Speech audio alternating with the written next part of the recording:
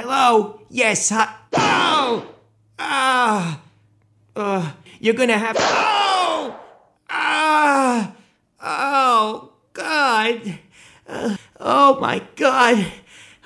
Please just call. Oh, for Christ's sake. The Jerky Boys Show with Johnny Brennan is brought to you by Gamefly.com. Gamefly has over 7,000 titles from all kinds of games for all kinds of game systems and handhelds. There's no late fees, free shipping, cancel anytime. Go to Gamefly.com/haha for a 15-day free trial. That's Gamefly.com/haha. For the best selection of video games on the internet, it's Gamefly.com. Yeah, you better throw me on the fucking show. This is one of your biggest fans. My name's Rudy. Well, here it goes. I'm going to do Uncle Freddy. I know every single one of your skits by heart and every single voice and every single person. So here's Uncle Freddy. Hello there. Yeah, how you doing? This is Kissel. What time are you people going to come over and fix my sink? I don't know. Who you want? I don't know. I called you guys about 4 hours ago. Come fix my sink. It's all the water's all over the place.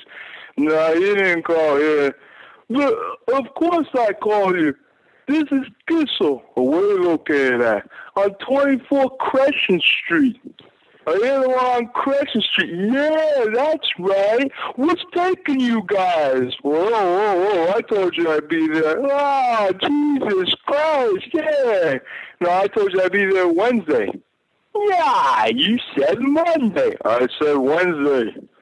Oh, now you call me a liar? Yeah, wait a minute. Maybe my son called it. I don't know. Hey, hold for me. Anthony. Yes, hello? Yes, hi. This is Frank's son. What? Frank's son.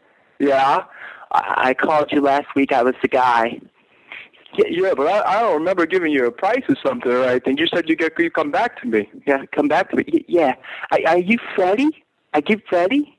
But no, I'm not Freddie. Yeah, Uncle Freddie. What? Uncle Freddie. Uncle Fred? Yeah. Who? You. No. Uncle Freddie's not there.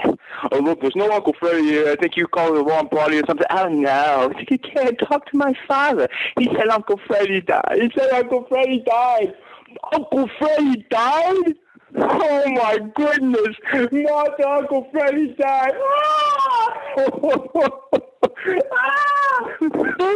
You're in trouble now. I'm going to come there and I'm going to break your fucking leg. You kill Uncle Freddie.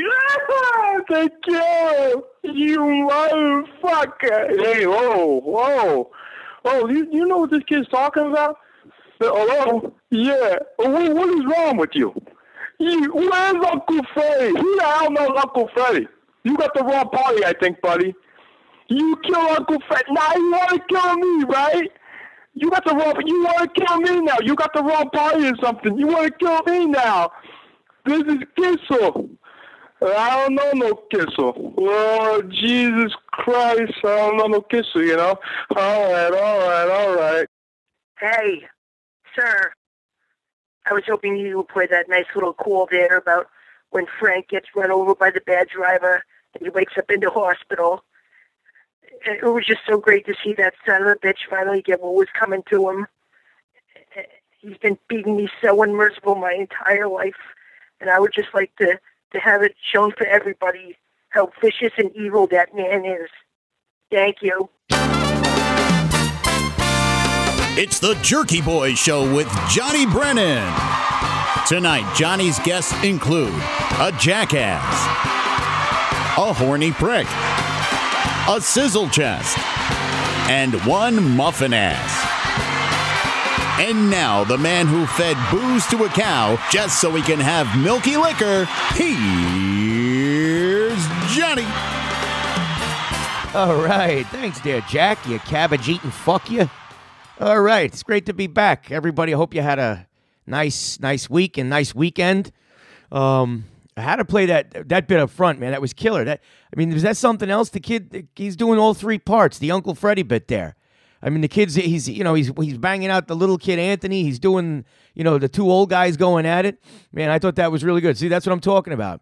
It's a great idea. You guys, you call in, you do some shtick, you do some impressions. It's kind of neat. And this way, and especially when they're good, man. I put them up, throw them up in the front of the show, pepper around, maybe the end of the show, whatever. But just do some funny shit. And the other guy there with the Sal Rosenberg, requesting a bit was a really cool idea. And that's the Frank Rizzo bit with the kids asking, like Adobe asks, can you give me the fucking license plate off the vehicle? And Frank's like, how the fuck am I going to give you the license plate off the vehicle while I'm busy rolling around underneath the fucking truck? I'll give you some serial numbers off the gearbox or something. That's about it. Hey, buddy, what the fuck happened? Remember that? Talking about somebody getting hit and blasted by a fucking vehicle rolling around underneath the fucking truck. That was, remember Stephen King in Creepshow 2?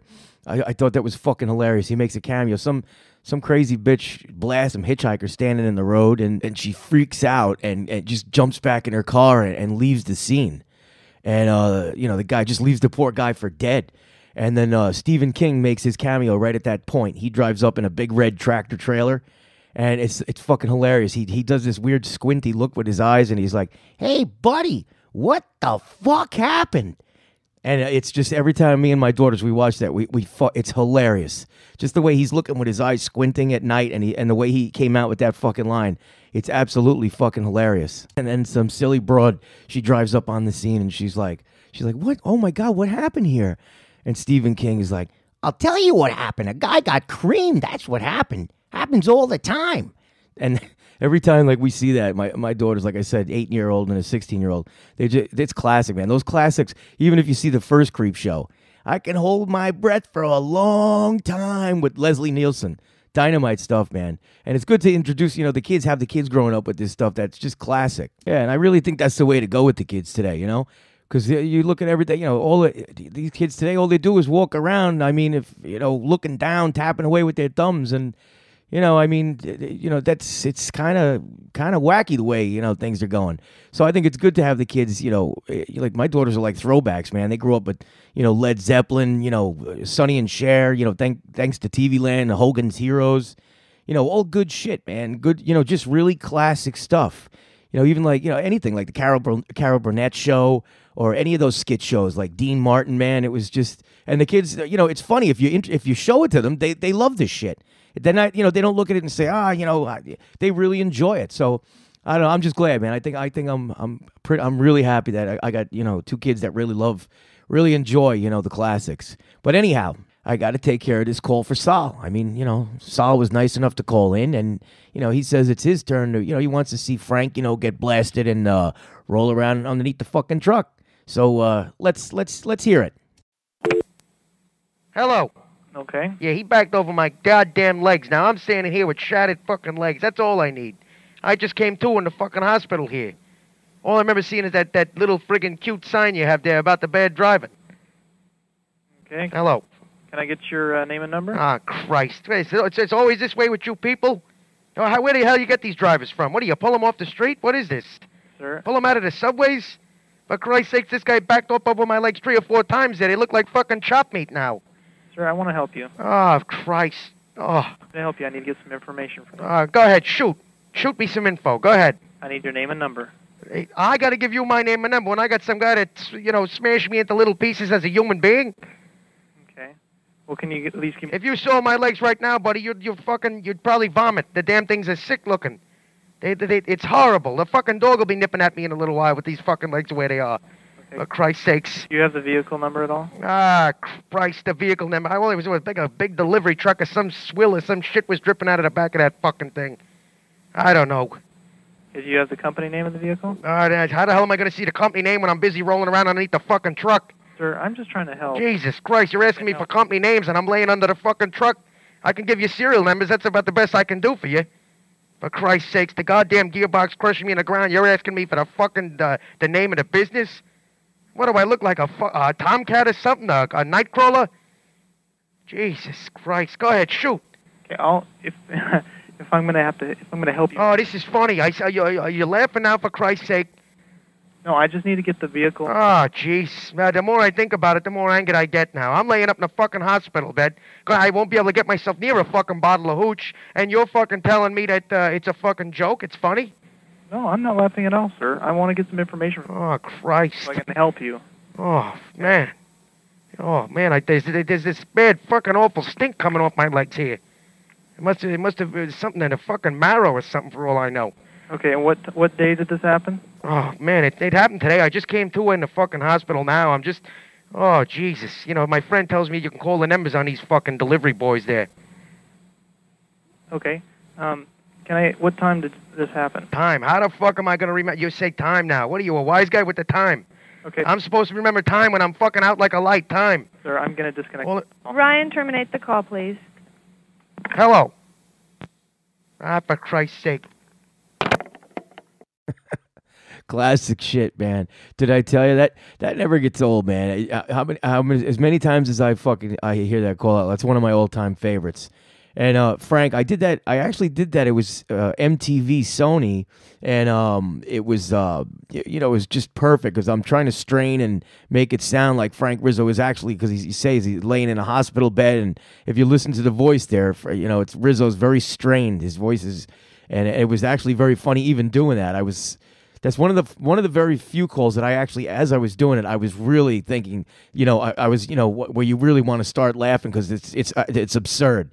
So, and Frank was being such a fucking like a real dick, but no, I love that call, and you can see the kid on the line he's really trying to be helpful, and and I didn't even know, but until the end of the call, it was monitored. At the very end, when the lady tells him to hang up, what do I look like, a tomcat, fucking nightcrawler? Fucking give you some serial numbers. That's about it. No, man, that's just classic shit. And then she tells him to get, that's it, hang up, get off the line. Yeah, and there was a bunch of those done. That was for MTV, a lot of station identifications. Yeah, so they'd play them when they would go to commercial break and whatnot on MTV. And there's also a lot of visual stuff there, too. It was for Don't Hang Up Tough Guy. Really cool stuff, in New York City on the double-decker bus. A bunch of old people up there, moving around, and Frank Rizzo's like, I told you to sit the fuck down, stop moving around up there. So a lot of this stuff got caught on, hidden cameras. It was hidden cameras everywhere, and it, actually that was done, way before a lot of the stuff that you see out there today. So it's really cool. You can check it out at thejerkyboys.com. It's called Don't Hang Up Tough Guy. So now we gotta get to the part where we take a call from one of the Jerky Boys fans, one of the listeners. And again, too, remember, this has become a really, really cool part of the show. Tell your friends and, spread the word. You get out there that, you're on the show, and it's a blast.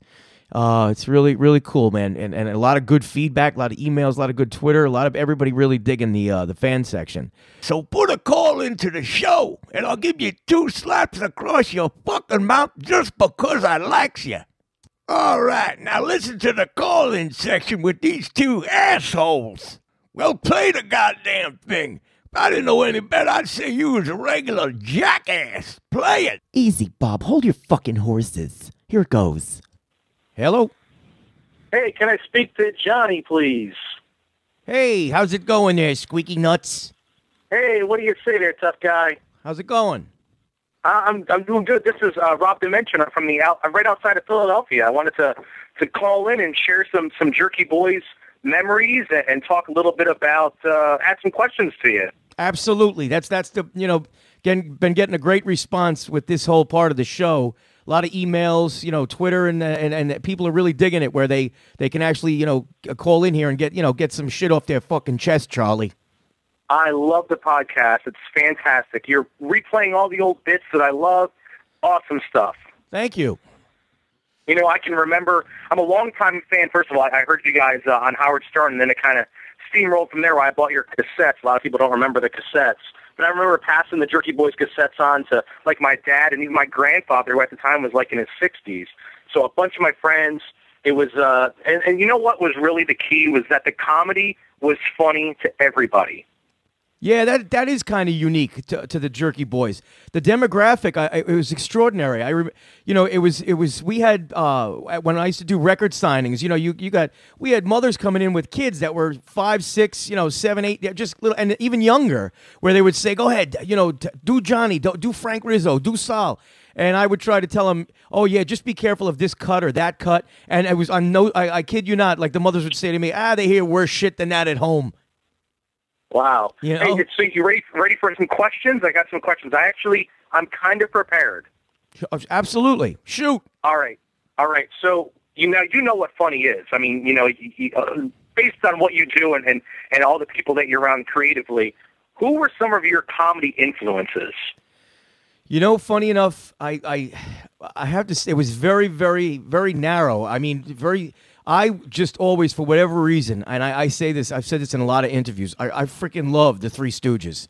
I was a diehard Stooges fan since I was a kid.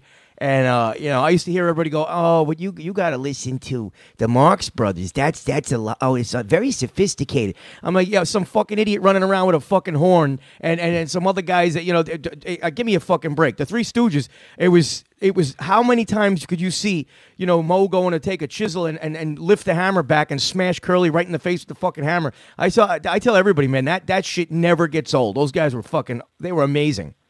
It's still funny today.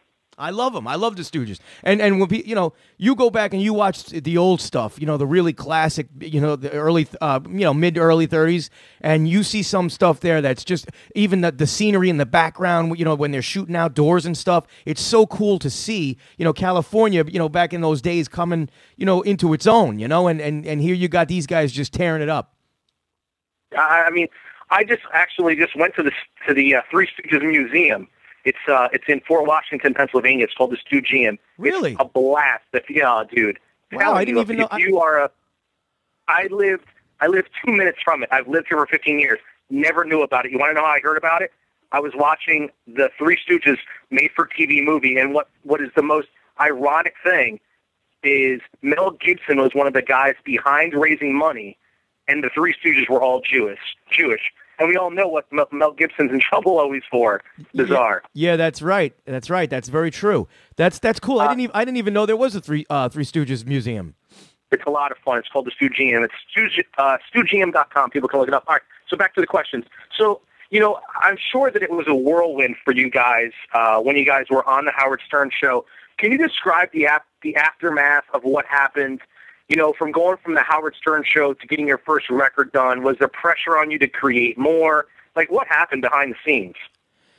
No, man, it just had a flow to it. It was like, the stuff was, it was, the bootleg was everywhere. That's really, here I was hanging off buildings and working in the trades and then all of a sudden, out of the blue, people are like, Johnny, I'm telling you, this is crazy, man. You're everywhere. You're on all these radio shows. They're playing. I'm like, really? You say, yeah, the tapes you made, the Auto Mechanic tapes. I mean, Howard Stern's got a hold of it now. Howard's, I said it was the funniest thing he ever heard in his life. And that's when I came out of the woodwork and said, look, this is blowing up. It's everywhere. Millions and millions of people are passing the tapes around and listen. New York Times said it was the largest bootleg ever. So, I mean, I had to come out and say, yeah, that's me. And what's funny is I included in the routines lots of anecdotal stuff, but it's stuff that only would be privy to me and my family, like Brett Weir or certain characters. So, because at the time it was every Tom, Dick, and Harry was saying, yeah, that's me who made those tapes. And once I came out of the woodwork, they all ran for the shitter. So now you bring up the word bootleg. So your stuff was bootlegged everywhere, and it's still a common problem today. Now, what do you think the effects were of bootlegging then? Like, even though you guys sold over 8 million CDs or 8 million pressings, I guess you could say, what do you think about that? Well, you know what? It is what it is, and it's always been what it's always been. So, I mean, although what really killed everything much more than, the bootlegging, even though the bootlegging was pretty nasty, with the internet, the Jerky Boys 1 and Jerky Boys 2, they sold millions of records. And when Jerky Boys 3 came out, that was when the internet also broke. And you could and it wasn't just the Jerky Boys. You could see everybody had, every major act, selling records and record stores. That was going to be a thing of the past. I saw that coming. Right. So let me ask you a question now. Here's a killer that I'm sure a lot of people, I don't know if a lot of people ask, but I'm sure they do. If you were to come up with this idea today, 2012, would the Jerky Boys be a success with all the means of technology that are out there? And could it be as received as well as it was?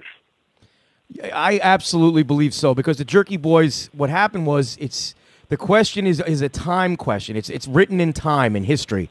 It hit right when it needed to hit. It did what it needed to do because, I've had lots of people in interviews say to me, do you realize, Johnny, before the Jerky Boys, the only really reality thing that was out there was Candid Camera.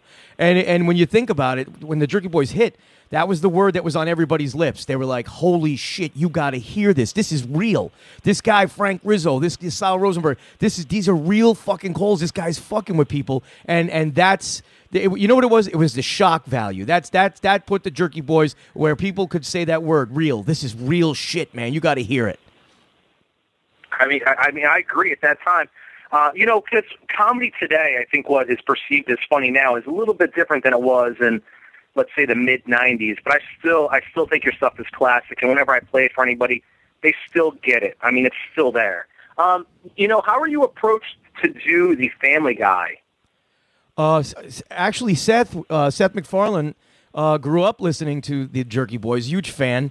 And when I finally got a chance to meet Seth, he was very, very nice, very, great guy. We worked together a few times, and he just, he grew up listening to the Jerky Boys and was a big fan, and really wanted me to be, part of that show.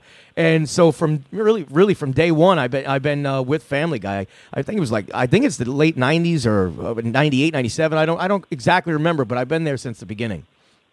That's awesome. So let me ask you a question. Now, what's next for Johnny and the Jerky Boys name? Now, you see guys like, let's say, a Kevin Smith who did Clerks and Mallrats and Chasing Amy, and Red State most recently. Now, this is a guy that goes out and he rents out these venues and he sits and tells stories. Is that something you'd be interested in doing? I don't know. I get a lot of emails and stuff. The fans really want to be back in touch with me and to see what I'm doing and know where I'm at. And I've been getting a lot of these like Comic-Cons and stuff where people want me to come and just be there for the fans. And the fans are all really I'm getting a ton of email that they want to see me there because they'll come out. It's a nice kind of feeling. To have it's still an amazing fan base. I mean, it's really insane. And I'll tell you what, getting into this whole digital world or whatever you want to call it, social media world with Twitter and Facebook and all these other things to attach me to the new crowd today. And it's all over, like a YouTube. Forget it. The Jerky Boys is like running rampant all over the place out there. Yeah, I promote you guys as much as I can on Twitter. People can follow me at Rob Dimension. I'm always on there. I think Twitter is fantastic. So before I wrap things up, I wanted to ask you a simple man-to-man question. What does Johnny do for fun? For fun? Yeah. What do you do? What's it like in a day in the life of Johnny Brennan? I get up in the morning and I go out there, take a nice shower, maybe shit shower, shave. What the hell? What are you gonna do, right? Shoot some fucking pheasants. The three S's are a must. The what? Yeah, absolutely. No, man, it's just regular. Being a dad, and I got my kids the first thing up in the morning. Got school, got to get them up. I'm busy. You fuck. Wait, what are you? What am I, a fucking paradiddle here? Now I know today that you're going to play Flower Lady Part 4, and I'm hoping that for me you can play the Sal's Firecracker Mishap, because I think the way that lady answers the phone, the first lady, the first receptionist, it's fantastic. Right. Yeah. Well, I'm hoping that you can play that, because to me, Sal he's the king. That's cool, man. A lot of people, he's obviously, Family Guy, Mort Goldman. That's Sal's long lost cousin. But yeah, that's a great call. That he blew his freaking hand off, and I'll see you with my nub. But I love it. That's classic. But we got the Flower Lady 4 coming up today too. That's insanity at its best. So yeah, I'll definitely make sure to get that Sal cut up for you. And hey, if I can I plug my own podcast? Absolutely. All right, it's xocpodcast.com. It's myself and ECW World Champion Steve Carino, the former world champion there. It's the Extreme Odd Couple podcast, and we're totally different than you, but your stuff is awesome. I listen to it every Monday when it goes up, and I absolutely love it. Johnny, I appreciate your time. Thank you very much. I appreciate that. I look forward to hearing some Sal. You got it. I'll get it up there for you, Robin. Thanks again for the call in. Thanks, man. I appreciate it. Okay, All right, man. thanks again, Rob. Appreciate it. Appreciate the call in. You know, and like I said, don't forget the number 718-878-5668. 718-878-5668. And be part of the show. You know, call in, do whatever. Have some questions.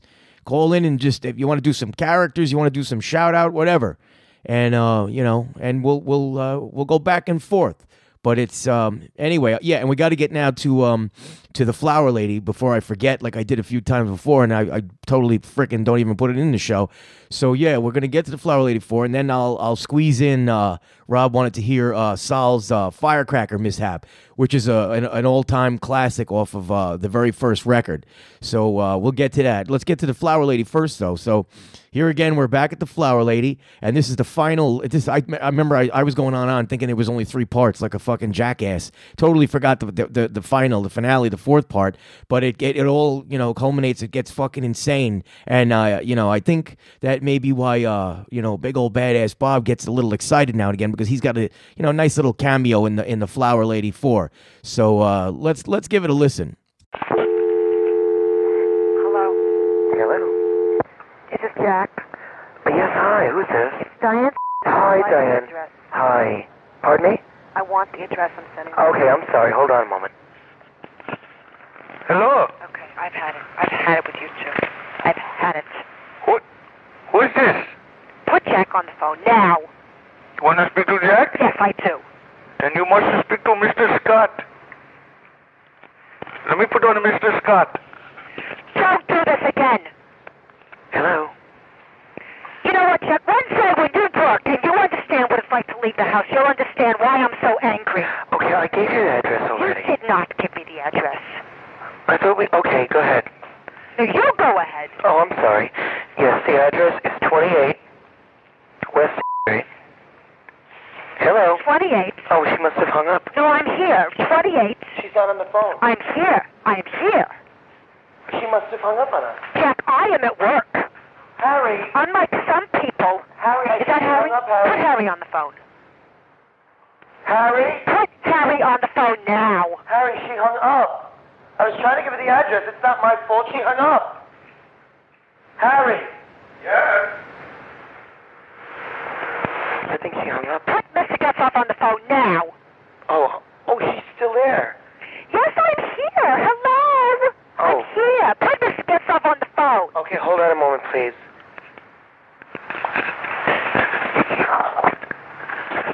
Hello? Okay, I'm hanging up now. I'm hanging up. You wanna... I'm not going to get the centerpiece. Do you want to speak to Harry? Yes, I do. I do. Very clever. You're very clever, aren't you? Then you must speak to Mr. Scott. No, I'm not going to speak to Mr. Scott. You know what I'm going to do? Hello? Hello? Is this Mr. Getzoff? No, this isn't Mr. Getzoff, man. Who's this? Who is this? This is big old badass Bob the Cattle Rustler. Who's this? Oh, again with the jokes. Again. Very funny. What the hell are you talking about, woman? Give me the address there. Now, if I didn't know any better, woman, I'd say you was a regular jackass. Oh, you now with the insult? You know what I'm going to do? I'm going to take that centerpiece over there and I'm going to shove it up your ass. What the hell are you yelling at me for? Give me the address. I'm just coming by and visiting my old friend, Harry. I would like to speak to Harry. Okay, how many people do I have to talk to? Nah, Liz, you're having to get old man than me. I didn't do nothing. I am very angry. All of you people. Let me put on Mr. Toad and Mr. Jack. Put on Mr. Getzoff. You want to speak to Mr. Jack or Mr. Scott? I'd like to speak to Mr. Getzoff, please. You know, he's out there watching my 18-wheeler right now outside the house. Hey, you want to speak to Mr. Scott or Mr. Jack? Hello? Yeah, I'm here. Now put on Mr. Jack. Hold on a minute there. Hold on. Yes. Jack, give me the address. Hi. What is the address? I gave it to you. You didn't give it to me, you dingbat. Oh, I'm sorry, and I don't need the insult. Oh, you do need something. You need a job. That's what you need. I'm sorry. 28. Okay, 28 West Street. You know, those are very hurtful comments you're slinging at me. Oh, I'm sorry I'm hurting you, but you know what you're doing to me? You're running me out of my business. 28 West. I'm sending it over. Okay, thank you. No, you know what? I need to speak to Mr. Getzoff first. Okay, he'll be in several moments. In several moments? Yes. You know what? You tell him to call me, okay? You know what he's doing? He's out buying the propane for the volcano. He should be back any moment. You have Mr. Getzoff call me at his earliest convenience, and then I will speak. Oh, hold on a moment. I think he's coming. Hold on. You surely gotta move that goddamn truck, you son of a bitch! Move it now! Okay. Hello? Yes. He's talking. Harry has to move the truck outside. Moving the truck now. Did you know that I had a phone appointment with him at 2 o'clock today? He's blocking traffic. The police are out there, and he's got this other guy up here. We don't like him at all. He's a nasty You know bastard. what? I don't like you, Jack. You. Oh, what have I done to you? You have done many things to me. Hold on a moment. Hello? Okay, it's you again with the accent. Okay, you know what? I'm hanging up. You tell Mr. Getzoff to call me. You tell Jack to tell Mr. Getzoff. Oh, Jack. Well, then if... What is... Get off me! I'm on the phone! Oh, still, you goddamn bastard! Oh, get off me! Putting two people What the hell are you doing, boy? Hello, miss. Yeah, you know what? You tell Mr. Getzoff to call me, okay? You want me to say that? I'm gonna choke you, boy! Then you must be to Mr. Scott. No, I'm not speaking to anyone. Mr. Getzoff will call me. I'm hanging up now. Finally, after almost a week, she finally comes out with the magic words. She's like, that's it. I'm hanging up now. And she really meant it. She meant it that time. We never got a call back again. But what a $49 centerpiece. What a crazy fraud. Hey, what's the big idea? How come I wasn't in that spot? I'm a union man, for Christ's sake. I worked my ass off for years. I'm famous. I'm on Fox TV. What's all this crap? I'm not in this skit. I'm nowhere to be found here. But this other, Bob Jackass, what is he taking over for me? What's the story? Shut your ass, you stupid little silly wandering Jew bastard. I'm in that bit because you were too goddamn small. All right, that's it.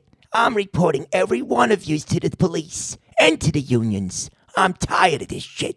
You watch how I operate now. You're gonna be shocked. Okay, John, listen to me. We're running behind schedule now with all this back and forth nonsense.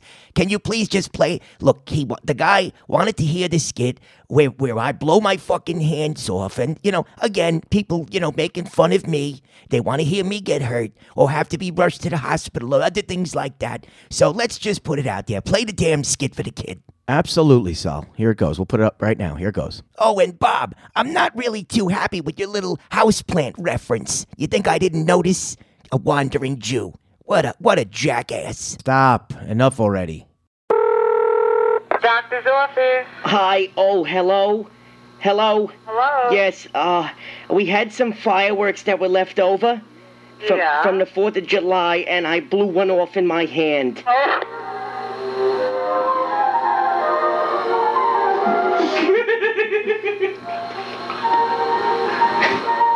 Hello, can I help you? Hello. Oh, boy. Listen, I was lighting firecrackers that were left over from the 4th of July, and I blew... When did you do this? Oh, about a little while, half an hour. Okay, what kind of firework? It was a firecracker. Okay. It looked like, when you finish with the toilet paper, the empty tube?